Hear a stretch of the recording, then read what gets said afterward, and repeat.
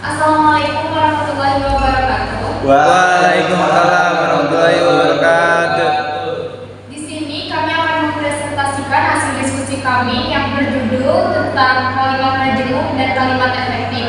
Sebelumnya perkenalkan dulu, nama saya Yudara Desi Destika dan rekan-rekan saya. Saya Siti Wulandari. Saya Mafia Manila. Saya Terjun Nurmalia. Saya Rahel. Baik, langsung saja ke pembahasan.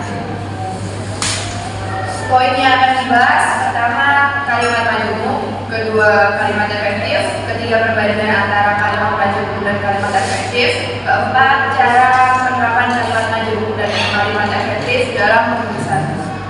Poin pertama yaitu kalimat majemuk.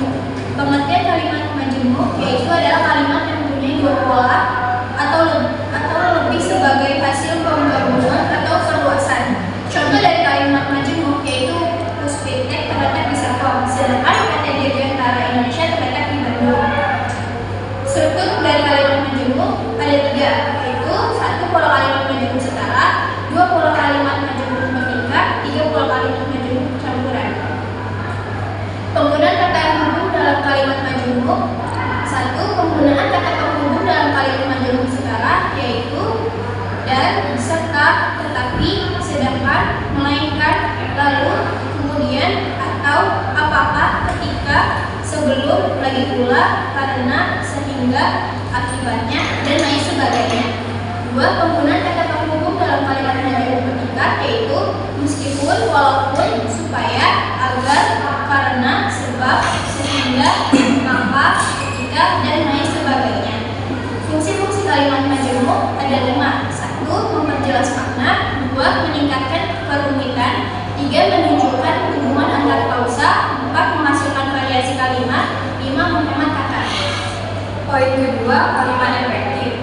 Pengertian kalimat efektif.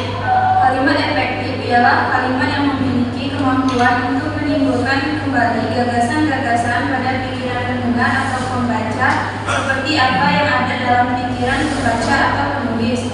Contoh dari kalimat majemuk yaitu, walaupun sudah selesai disusun, penulis menyadari bahwa tugas ini masih belum sempurna. Ciri-ciri dalam kalimat efektif: satu, kesepadanan struktur; dua, keparalelan bentuk; tiga, ketegasan makna; empat, kehematan kata; lima, kecermatan penalaran; enam, kepaduan gagasan; tujuh, kelogisan kata. Teknik membuat kalimat efektif. Satu, memiliki subjek dan predikat. Memiliki kalimat efektif harus memiliki subjek dan predikat. Dua, predikat dan objek tidak boleh dipisah, antar predikat dan objek tidak boleh dipisahkan. Tiga, predikat berawalan man atau ber. Empat, di depan subjek tidak boleh didahului preposisi, dalam kurung kata depan. Preposisi bagi, untuk, pada, di, dari, dengan, dalam. Ini tidak boleh karena fungsi subjek tidak jelas.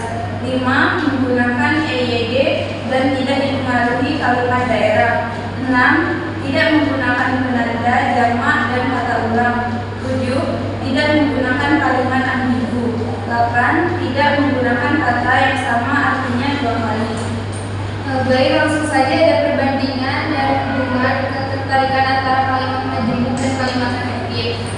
Perbandingan antara kalimat majemuk dan kalimat efektif ada satu, struktur. Kalimat majemuk yaitu kalimat yang terdiri dari dua atau lebih klausa yang saling terhubung. Klausa-klausa ini dapat memiliki subjek dan predikat sendiri. Lalu ada kalimat efektif. Kalimat efektif adalah kalimat tunggal yang menyampaikan pesan dengan jelas dan efisien. Struktur kalimat efektif berfokus pada kesederhanaan dan kejelasan. Lalu ada tujuan. Kalimat majemuk yaitu untuk menggabungkan atau menghubungkan beberapa ide atau informasi yang saling terkait dalam satu kalimat. Lalu ada kalimat efektif yaitu menyampaikan pesan dengan jelas dan padat tanpa keambiguan atau repetisi yang tidak perlu. Lalu ada yang ketiga, penggunaan. Ada kalimat majemuk yaitu digunakan ketika ada hubungan logis antara dua atau lebih ide atau informasi yang ingin disampaikan. Lanjut saja, ada kalimat efektif yaitu digunakan dalam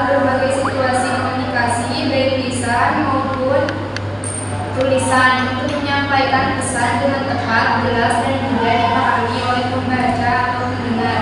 Lalu yang keempat ada kompleksitas. Ada kalimat majemuk, yaitu kalimat majemuk cenderung lebih kompleks karena terdiri dari klausa yang harus dihubungkan secara logis.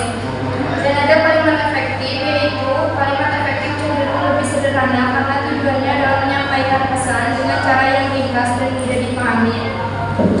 Nah, dalam hubungan antara kalimat majemuk dan kalimat efektif, hubungan antara kalimat majemuk dan kalimat efektif ini adalah bahwa kalimat majemuk dapat menjadi salah satu cara untuk mencapai kalimat efektif.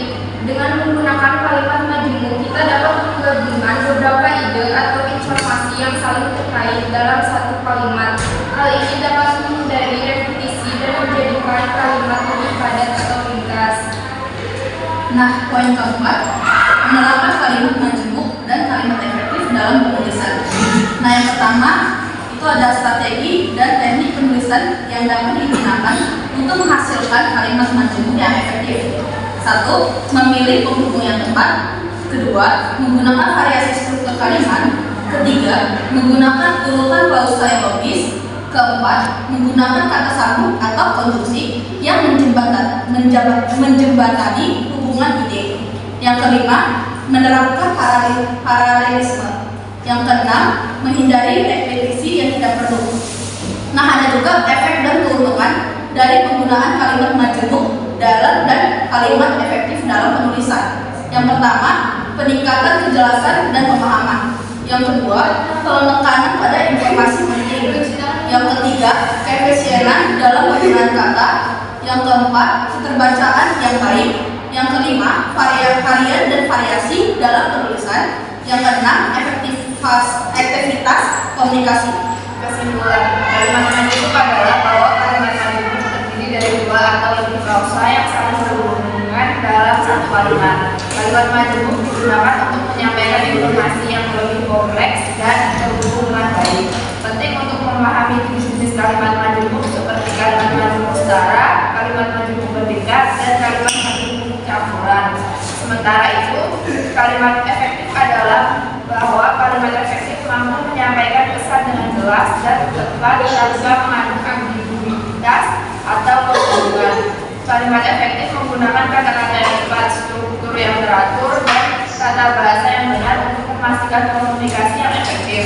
Penting untuk menghindari kalimat yang terlalu panjang, pergaulan kata yang berlebihan, dan kekeliruan tata bahasa agar kalimat tetap efektif. Baik, apakah ada yang ditanyakan atau yang ingin menyanggah, dipersilakan. Saya Reka Firdaus dari kelompok 7. Aku mau bertanya. Pertanyaannya, gimana kita bisa tahu kalau adalah kalimat majemuk ya? Iya, kalimat majemuk.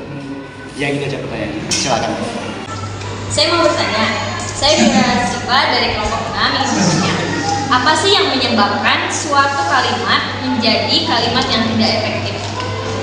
Saya akan menjawab pertanyaan dari Raka, yaitu apa yang menandakan bahwa suatu kalimat termasuk kalimat majemuk. Pada intinya ada 3 penandakan kalimat majemuk, yaitu terdapat perluasan terhadap kalimat inti, perluasan ataupun penggabungan dalam kalimat turut menghasilkan pola kalimat baru, memiliki lebih dari satu subjek atau predikat. Bagaimana? Lanjut ke pertanyaan kedua, pertanyaan dari Vira. Saya akan menjawab apa yang menyebabkan suatu kalimat menjadi kalimat yang tidak efektif. Yaitu jawabannya, tidak efektifkan kalimat disebabkan oleh beberapa faktor, yakni adanya kontaminasi atau keracuan, pleonasme, ambiguitas, ketidakjelasan unsur kalimat, kemubaziran preposisi, kesalahan nalar, ketidaktepatan bentuk kata, ketidaktepatan makna kata, pengaruh bahasa asing, dan pengaruh bahasa daerah. Bagaimana jawabannya? Setuju.